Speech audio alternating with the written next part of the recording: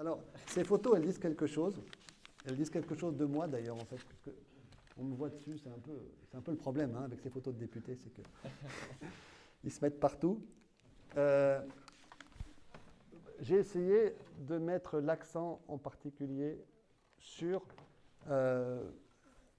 l'éducation, au sens l'enseignement notamment technologique et professionnel, qui est un peu le parent pauvre, y compris dans les rectorats, y compris chez les parlementaires et autres, parce qu'effectivement, ce n'est pas le quotidien de la majorité des gens. Bon. Et ici, c'est un parent pauvre un petit peu paradoxal, parce que la réalité, c'est que la plupart des élèves, par exemple, je vais essayer les polyvalents des Côtes de Villebon à Meudon-la-Forêt, n'habitent pas la circonscription. La plupart des gens de l'IUT à Ville-d'Avray n'habitent pas la circonscription. Donc on sort un peu de cette logique, mais il m'a semblé quand même assez important finalement de faire aussi un point d'examen. Et ce qu'on voit, c'est que, c'est entre nous, je ne voudrais pas que ça se sache comme ça dans une école publique, en plus, c'est que le niveau de mobilisation des équipes est globalement plutôt plus fort. Le niveau, je dirais, de qualité de l'input, c'est-à-dire des élèves, est plutôt plus difficile. Et l'engagement à trouver un débouché est plus fort. Voilà. Donc, moi, je voudrais donner un petit hommage. C'est ce que j'ai pu voir à chaque fois dans chacune des collectivités, notamment à l'occasion des changements de gouvernance. Et là, le changement d'équipe de la direction de Meudon-la-Forêt est quand même assez remarquable. Ce sont des gens qui se posent des questions et qui vivent, eux, très positivement des choses dont on ne parle pas ici. Par exemple, la réforme de la formation professionnelle et de l'apprentissage. Eux, ils l'ont vécu, mais alors en plein. Quoi. Deux petites remarques. Première remarque qui est... est-ce que je peux voir si c'est la seule photo? Il y en a deux. Il n'y en a qu'une seule? Ok. Première remarque, c'est que nous sommes dans des situations sur le plan scolaire qui sont extrêmement clivantes entre établissements. C'est-à-dire que l'école est vraiment le symbole de la fracture territoriale, et de plus en plus. Et donc pour nous, c'est un problème, parce qu'on est face à face, quand on va d'un établissement à l'autre, à des réalités sociologiques qui sont complètement différentes. Je vais vous donner un petit exemple, là je repars à l'enseignement général. J'ai été très surpris quand j'ai discuté avec l'inspecteur d'académie du secteur et les gens qui regardaient effectivement les différentes écoles. Et là, je parle de Meudon, Meudon Centre et Meudon-la-Forêt. Parce que vous savez que maintenant, depuis Monsieur Blanquer, on fait des tests de niveau à la fois en début de cycle, en fin de cycle à l'école primaire et au début de l'école secondaire. Et que ces tests de niveau donnaient des différences abyssales entre les différentes écoles. Abyssales. Et je me suis dit, est-ce que c'est une question de niveau des enseignants? Et donc, on a discuté avec les directeurs d'établissement et avec l'inspecteur, qui a fait des inspections pile sur les établissements, tests entre ceux qui avaient les moins bons résultats et ceux qui avaient les meilleurs résultats. Je parle d'établissement de la circonscription. Et bien, qu'est-ce que ça disait? Ça disait que la qualité pédagogique et la production, la valeur ajoutée produite par les établissements des quartiers difficiles était bien meilleure que celle des quartiers faciles. Donc, qu'est-ce qu'on voit? On voit globalement que ce qu'a décidé Jean-Michel Blanquer sur le doublement des REP, nous on n'a pas de REP, mais on a quand même une académie qui est assez riche, et donc on a des surallocations dans nos établissements difficiles assez fortes en termes de nombre d'enseignants et nombre de parascolaires, etc. Donc, on a une surmotivation, une implication forte, des moyens supplémentaires, mais que le niveau, en fait, d'entrée des élèves, à cause de la ségrégation sociale croissante, est de plus en plus difficile, notamment avec les problèmes d'accès au logement, le droit au logement, les DALO, comme on dit, et que finalement, c'est comme si on vidait le tonneau de Sisyphe avec un gobelet. C'est-à-dire qu'on a de plus en plus de mal à faire face à ce à quoi on est confronté. Les réponses de l'État, elles sont connues. Hein, donc, scolarisation obligatoire à partir de 3 ans, maintenant c'est en place. Parce qu'on s'est rendu compte que les enfants arrivaient souvent à 4-5 ans sans jamais avoir eu des vraies conversations avec des adultes. Sans jamais avoir eu de vraies conversations avec des adultes. Voilà, donc ça n'existait pas il y a 30 ans. Hein, ça, voilà. Sans jamais avoir eu de jouets, sans jamais d'avoir d'interaction, je dirais, ludique dans un environnement où on leur parle. Et voilà, donc le gouvernement en a pris la conscience. Donc il a pris conscience de ça sur le bas du spectre. il a pris aussi conscience de la nécessité de diversifier sur le haut du spectre. Donc, retour aux sections européennes, retour à la diversification des choix, retour effectivement à la capacité, je dirais, de différencier un peu l'établissement par rapport à ce que peuvent être des sections de type musical ou autre, avec des difficultés, hein, mais voilà, le côté nivellement qu'on a connu pendant 5 ans sur la période différente, avec notamment Najat Vallaud-Belkacem, qui était une dame qui avait des qualités, mais qui était vraiment dans une optique très, je dirais, très je moyenne, au lieu de dire je produis. Ça, voilà, ça a produit du sens. Sentiment, c'est que les efforts, je veux dire, maintenant c'est mon jugement personnel, les efforts de M. Blanquer ont produit dans les REP.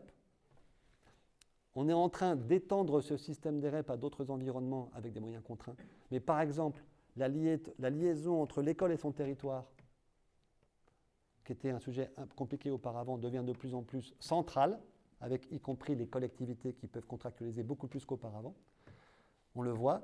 On vient de voter la semaine dernière le statut des directeurs d'école réformé qui permet effectivement, là encore, de donner un interlocuteur responsable devant les parents avec plus de moyens pour décider. Il n'est pas encore en autorité hiérarchique, et je ne sais pas si c'est le plus urgent, mais avec des moyens pour décider, avec des capacités et du temps un petit peu pour faire. C'est une bataille énorme. Hein. Je veux dire, Blanquer le voulait, nous le voulions, l'éducation n'en voulait pas. Voilà. On l'a fait, ça a été voté cette semaine. Donc pour moi c'est plutôt bien. Je le dis, c'est plutôt bien. Il y a effectivement un très mauvais vécu des profs par rapport à ce ministère, qui est un vrai sujet de préoccupation pour nous, parce qu'on ne fait pas une école contre les professeurs. Il faut les faire avec, et donc comment on les embarque. Et j'ai quand même un gros bémol, c'est l'enseignement supérieur. Là aussi, je le dis, je suis vraiment mécontent. Qu'est-ce qu'on voit?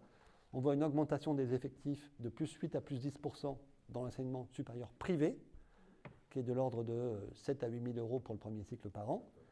Et on voit effectivement un dépérissement et une bureaucratisation de l'enseignement supérieur public et des universités. Et l'administration, les présidents et les profs ne disent rien. Pourquoi? Parce que ça leur fait un peu moins de tension sur les effectifs, avec un peu moins d'étudiants chaque année. Voilà. Là, j'ai un professeur d'université qui est là, peut-être qu'il va réagir. Mais je trouve vraiment que ce qu'a voulu faire Blanquer dans le secondaire, avec voilà, les essais et tout ce qui a été réussi, tout ce qui a été un peu moins, n'a pas eu la même dynamique dans le supérieur, alors que l'urgence est là. Je n'ai pas du tout parlé de tout sur la jeunesse, et j'en suis désolé. Voilà. Hein? Je vais donner la parole au témoin. Oui. Exactement, Julien Boulanger, conseiller municipal à la ville d'Avray. Bonsoir à tous, je suis Julien Boulanger, je viens de Ville d'Avray. Je vais vous faire un témoignage sur ce qu'on a pu faire à Ville d'Avray pendant cette crise sanitaire. Je voudrais tirer un coup de chapeau aux enseignants parce que on sort d'une crise sanitaire quand même hors norme. S'ils n'avaient pas été là, avec les familles et les enfants, je pense que voilà, on ne serait pas dans la situation dans laquelle on est aujourd'hui. Donc on tire souvent un coup de chapeau côté hôpitaux, mais moi je tire aussi un coup de chapeau aux enseignants. Pourquoi je dis la jeunesse de 7 à 77 ans? Parce qu'il n'y a que l'apparence physique qui fait qu'on a l'air moins jeune, mais dans le fond on est tous jeunes. Donc quand on est dans la situation dans laquelle on a été avec cette crise, qu'à un moment donné les associations sont fragilisées et que notre mission c'est de rendre du service au public, de notre côté on s'est mobilisé sur quelques sujets autour de la jeunesse pour que nos jeunes sortent le plus convenablement possible de cette crise sanitaire et qu'ils puissent se projeter sur un avenir qui a été quand même fortement impacté pour eux et pour les familles qui s'occupent de leur éducation et aussi de nos enseignants. Donc quelques exemples de ce qu'on a pu faire pendant cette crise. Nous, on a aidé nos jeunes à la sortie des écoles à pouvoir aller aux activités culturelles et sportives avec des éducateurs qu'on a mandatés pour pouvoir aider les familles et les parents à continuer de vivre, en gros. Sur l'intergénérationnel, on a essayé de décloisonner parce qu'on a tous été dans l'isolement en mettant en place de la pratique sportive entre les jeunes et les moins jeunes. Au niveau du timing, on en est où? Autour de quelque chose de commun qui est le sport. On a remis en régie un service de périscolaire, d'extrascolaire, qui a permis aux parents, à un moment donné, où ils sont impactés aussi dans leur mode de vie professionnelle, hein, puisque la plupart d'entre nous, actifs, on passe en télétravail, donc on est dans des cadres qu'on n'a pas connus avant. Et donc, aujourd'hui, on a reproposé ce service qui tient compte de ces nouveaux usages. Et puis, donc j'ai la conviction que ça a été fait chez nous, mais ça a été aussi fait dans toutes les autres villes de la circonscription, Jacques. Et puis, on a vu, dans la question que je dois te poser et qui fâche, forcément, on a vécu avec les enseignants des aventures où, à la veille de reprendre l'école, à la sortie des confinements, on avait du mal à comprendre comment il fallait appliquer le texte pour pouvoir assurer le service de prise en charge. On avait des enseignants qui étaient volontaires et des élus qui étaient mobilisés pour que la vie normale puisse reprendre. Et à un moment donné, on s'est retrouvé face à une éducation nationale. Alors on parlait de régalien tout à l'heure dans un autre domaine, où on s'est senti un peu désemparé et un peu seul pour pouvoir assurer ce service. Donc ma question, c'est finalement demain, comment toi et tous les députés pourraient nous aider dans ce quotidien qu'on a assuré dans les écoles pour améliorer nos échanges avec l'éducation nationale, pour pouvoir garantir à cette jeunesse qui a été très très impactée par cette crise sanitaire, et bien finalement, au lieu de démarrer, d'être sur une lancée et puis continuer d'avancer malgré ces 2 années qui se sont passées. Merci. Merci Julien, merci. Merci Julien, merci Nicole. Je pense quand même que la première chose à dire, c'est que sur ce coup-là, on a quand même très très bien joué. On est pratiquement le seul État qui a, à quelques semaines près, maintenu les écoles ouvertes. Et s'il y a un sujet sur lequel la France est une référence aujourd'hui dans la gestion de la crise, s'il y en a un dont on me parle moi tout le temps parce que je bouge beaucoup en Europe, c'est celui-là. Vous l'avez fait, c'était risqué, vous avez eu raison, aujourd'hui ça ne redémarre plus. Donc moi j'étais pendant le début de la semaine à Strasbourg, ça ne redémarre pas, les écoles, les enfants sont là, les enfants zappent, les enfants sont incapables de se reconcentrer, de se remettre dans l'action pédagogique, d'écouter le maître. Donc, et combien de temps va reprendre la mise en branle de la machine? Donc ça c'est fait. Ça s'est fait avec un niveau de stress, d'angoisse, de difficulté incroyable. Et c'est vrai que quand on était avec Isabelle à faire le tour un peu des écoles de façon très régulière, on voyait aussi un éclatement très fort dans la situation que pouvait vivre à la fois chaque classe ou chaque principal. Je donne un exemple. Plus l'école est difficile, moins vous avez de parents d'élèves. Évidemment. Et moins vous avez de parents d'élèves, moins vous avez de contrôle sur les élèves. Mais quand vous êtes vous-même professeur ou principal, moins vous avez de parents d'élèves, moins vous avez de retour sur le comportement des profs. Parce qu'en général, ce qui va ou ce qui ne va pas chez les profs n'est jamais dit par les profs, mais plutôt dit par les élèves, à leurs parents, via les parents d'élèves. Et donc, on a eu effectivement des cas de figure, je ne voudrais pas citer les écoles, mais où le principal était complètement à l'aveugle, en disant « Je sais que j'ai une terminale scientifique qui n'a pas eu de prof de maths pendant toute l'année du bac. » Voilà. Je le sais. Je ne suis pas supposé le savoir parce que le prof me mentait un peu, quelque part. Bon. Donc, malgré ça, je dirais, le premier confinement a quand même été une courbe d'expérience difficile, mais assez efficace, qui fait qu'à la rentrée 2020, le niveau de stress était quand même plus faible, sauf la question des masques, etc., mais sur comment je gère le numérique, et que globalement, l'année, c'est finalement bon an, mal an, pas trop mal passé quand je me compare. Et attention, les écoles privées n'ont pas forcément fait mieux. Voilà, ça faut le dire aussi. Parfois oui, pas toujours. Et il y a quelques écoles publiques qui ont été vraiment très performantes. Voilà, je le dis, on l'a vu nous, on a vu ça quand même concrètement. Deuxième point, c'est Bon, la leçon qu'on en tire là en tant que parlementaire, et c'est un message très fort qu'on a fait passer au ministère, vous avez mis effectivement pas mal d'argent sur des systèmes d'information, sur des systèmes de gestion, des cours en ligne, etc. Ils ont été peu et mal utilisés. Chacun a voulu un petit peu se débrouiller avec son système à droite à gauche. Pourquoi ? Parce qu'en fait, l'outil, sans l'apprentissage de l'outil, ça ne sert à rien. Donc on ne va pas mettre moins d'argent sur le numérique, mais on va en mettre moins sur les systèmes et beaucoup plus sur le développement et la prise en charge par les enseignants, les équipes, etc. Donc ça, je crois que c'est assez important parce que, quelque part, les enseignants ont bien compris quand même qu'on ne peut pas faire sans. Je continue un petit peu sur les enjeux du numérique et du distanciel. Il faut aussi faire sauter quelques barrières réglementaires qu'on va essayer de faire sauter. Il y en a une, par exemple, que moi j'ai identifiée et sur laquelle je suis intervenu auprès de Blanquer plusieurs fois. C'est à cause d'une proviseure d'un établissement qui m'a dit moi, je n'ai pas de texte réglementaire à opposer aux profs qui disent qu'ils ne sont pas obligés de travailler quand on est en distanciel parce qu'il y a des cas contacts et autres. Il n'y a pas de texte qui dise quelle est l'obligation de service en télétravail. Voilà. Et donc, la prof, on est dans l'état de droit et droit administratif, et donc le proviseur n'a pas de texte qui permet d'imposer à quelqu'un qui n'a aucune conscience professionnelle le fait de se lever pour aller faire son travail. Et qui a, entre nous, souvent 30 ans, et qui dit « moi, je n'ai pas d'ordinateur ». Voilà. Donc, on a des choses comme ça qui sont effectivement des manipulations personnelles, syndicales, que sais-je. Ce n'est pas la norme, mais c'est suffisamment fréquent pour que ça crée un bruit de fond quand même assez difficile. Nous, ensuite, évidemment, on est là dans un dialogue assez régulier.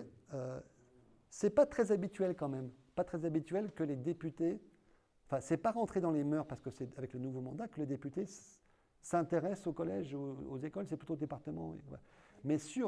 Mais comme les points d'entrée, quelquefois, je dirais, le point focal pour la mairie, c'est l'école primaire, pour le département, c'est l'école secondaire, et qu'on n'est pas tellement sur la gestion, sauf quand il manque de profs. Mais nous, on est plus sur le système d'éducation, donc c'est des interventions qu'ils n'aiment pas trop, en fait, mais sur lesquelles il va falloir qu'ils s'habituent, parce que notre niveau d'exigence, il est probablement celui des recteurs, mais que la lourdeur du système fait que ça bouge que lentement. Il y a des moments où ça devient caricatural. Il y a une photo là. Il y a une photo. Est-ce qu'on peut revenir à la slide d'avant ? Voilà. Ça, c'est génial. C'est France Éducation Internationale. C'est absolument génial. Donc, la manipulation entre le conseil départemental, le ministère, le collège. Voilà. Dans le collège de Sèvres, il y a un grand bâtiment. Je ne sais pas si vous, pour ceux qui connaissez, un grand bâtiment qui est vide depuis à peu près 15 ans. Ce bâtiment, il est vide. Et ce bâtiment, le conseil départemental disait au collège de Sèvres, ne vous en occupez pas, n'ayez pas d'œil dessus, de toute façon, je n'ai pas d'argent pour le traiter, c'est un sujet de FEI, de l'établissement public national d'éducation. Et il disait à FEI, vous n'en occupez pas, je caricature à peine, hein, et je ne dis pas que c'est M. Devedjian, hein, je dis le département, voilà. Et FEI, et il dit à FEI, c'est l'affaire du collège, ne vous en occupez pas. Et les deux ont des gros problèmes. Et chacun considérait l'autre comme un ennemi. C'est-à-dire celui qui ne s'occupe pas du bâtiment, dont moi je voudrais bien avoir l'utilisation. Et donc un jour, la responsable, la principale du collège me dit, mon intendante a un plan qui vaut 9 millions d'euros pour détruire le bâtiment qui est derrière le collège et pour faire à la place, je ne sais pas quoi, des vestiaires, une cour plus grande et puis une salle polyvalente. Je dis, ça m'étonnerait que ça soit très attractif pour le département. Et donc, je vais voir le patron de FEI et qui me dit, moi, j'ai vraiment beaucoup de besoins parce que ça explose la formation en ligne. J'ai besoin de faire mes tests d'école à distance et j'aimerais vraiment beaucoup pouvoir utiliser les deux étages, quoi. Et là, je dis, mais vous avez parlé l'un avec l'autre ? Mais ça ne va pas la tête, ils nous détestent. Et ce qui est intéressant aussi, c'est que l'apprentissage, il fait partie du... Là, on a jamais une solution, bien sûr, il est dans cet esprit-là, et il s'adresse à tous les niveaux.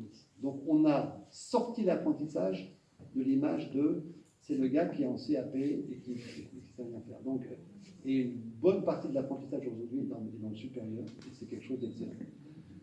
Deuxièmement, là, ce qui vient d'être annoncé, c'est deux choses. C'est effectivement d'abord un gros paquet d'argent sur un truc qui n'a pas bien marché et qui est très intelligent. On verra si on arrive à faire marcher des trucs intelligents. C'est ce qu'on appelle les transitions professionnelles, c'est-à-dire faire passer des personnes d'entreprises qui sont en sureffectif, notamment en transition écologique, fonderie, etc., vers des entreprises qui sont en sous-effectif et qui sont en besoin de main-d'œuvre. C'est très compliqué à organiser pour éviter de passer par la case chômage. Donc on met pas mal de moyens. Dans un moment de transition important, on va voir ce que ça donne.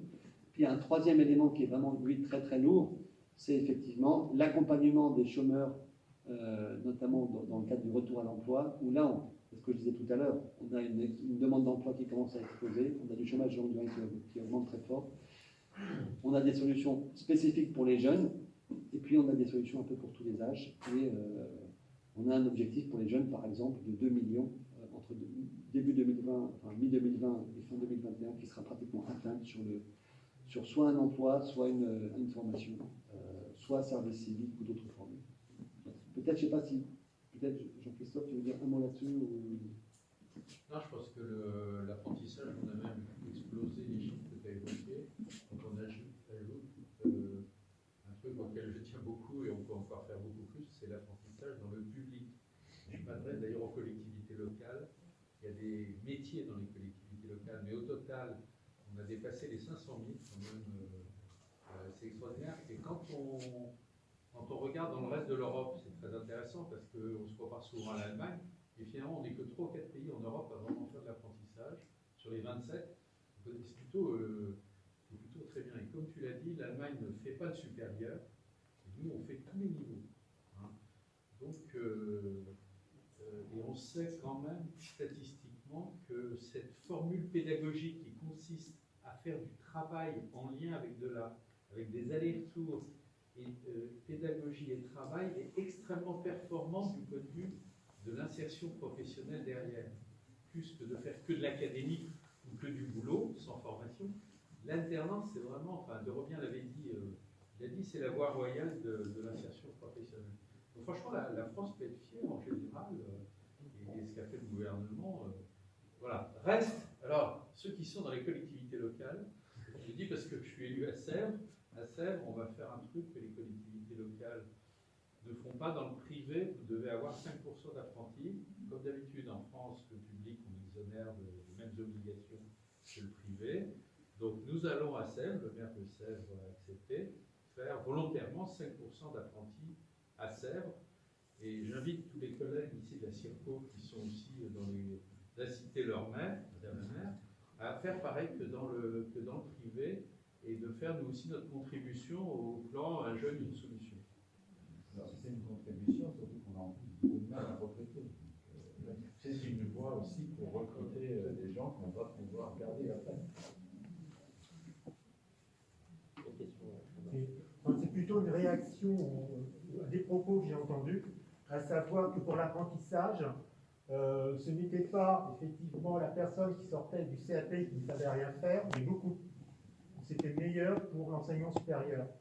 Et je pense que ça, c'est des propos qui pourraient être embêtants pour avoir des meilleurs ouvriers de France. C'est pas ce que j'ai dit. Je dis qu'on ne le limite pas effectivement au bas niveau de qualification. On en fait une solution pour tous les niveaux de qualification, parce que l'image aujourd'hui qu'on avait traditionnellement, c'était l'image effectivement d'un apprentissage pour un ouvrier. D'accord. Voilà. Okay.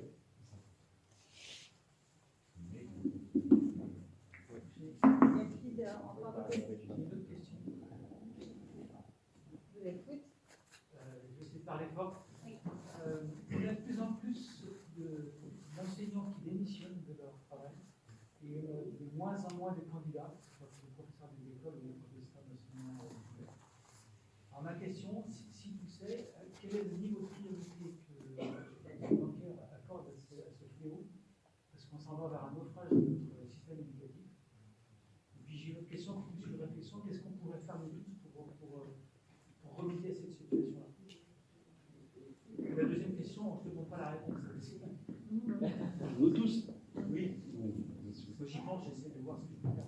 Là, je ne répondrai pas, si ce n'est faites attention à vos jeunes, parce que on a fait le tour aussi des établissements ici, de certains professionnels, y compris ceux de la circonscription. ça explose complètement le nombre de consultations, chez les jeunes en particulier. D'ailleurs, on vient de prendre la décision la semaine dernière, je ne sais pas si vous l'avez vu, de rembourser les consultations chez les psychologues. Parce qu'aujourd'hui, il y a une énorme détresse. Et donc, la première chose à faire, c'est les remettre en situation. Juste un petit mot, on a mis beaucoup d'argent sur la table. À l'échelle, c'est une profession qui était absolument énorme. Donc, dès qu'on met 100 € pour 1 million de profs, ça fait 100 millions d'euros pour un mois. Ça fait 1,2 milliard pour 12 mois. Donc, ça va très vite. On les a mis pour les débuts de carrière. Donc, voilà, on a assez fortement, je ne peux pas avoir les chiffres en tête, mais on a assez fortement revalorisé les débuts de carrière pour permettre effectivement de faire face à ce problème de recrutement. Après, comme toujours, on doit être dans un système donnant-donnant qui doit être intelligent, parce qu'il y a à la fois des profs qui font très bien leur travail, mais il y a aussi un contexte qui n'est pas forcément très performant. Il y avait une petite question sur PISA, là, auquel je n'ai pas répondu. Moi, je ne crois pas spécialement à PISA, mais je crois au benchmark. Les benchmarks montrent quand même que, globalement, on ne va pas dans le bon sens depuis quelques années. Et c'est quand même le problème un peu de l'académisme à la française et des modes d'enseignement à la française sur lesquels on est très installé, très organisé, et qui sont un peu dépassés aujourd'hui.